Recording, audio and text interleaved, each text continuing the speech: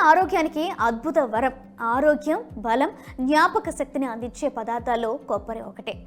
ముఖ్యంగా పచ్చి కొబ్బరి తింటే బోలెడు లాభాలున్నాయి. మ్యాంగనీస్, కాపర్ లాంటి ఖనిజాలు కొబ్బరిలో దండిగా ఉంటాయి. కొబ్బరిని తినడం వల్ల ఎముకలు, దంతాలు ఆరోగ్యంగా ఉంటాయి. పిల్లలు, పెద్దలు, మహిళలు అందరూ తినొచ్చు. కొబ్బరిలోని పిండి పదార్థం తక్కువగా ఉండి పీచు పదార్థం ఎక్కువగా ఉంటుంది. దీంతో రక్తంలో చక్కెర స్థాయిలు నిలకడగా ఉంటాయి. కాబట్టి దీన్ని తింటే మధుమేహం అదుపులో ఉంటుంది. దీంట్లోని శక్తివంతమైన యాంటీ ఆక్సిడెంట్లు కణాలు ఆక్సిడేట్లు ప్రభావానికి గురి కాకుండా చూస్తాయి.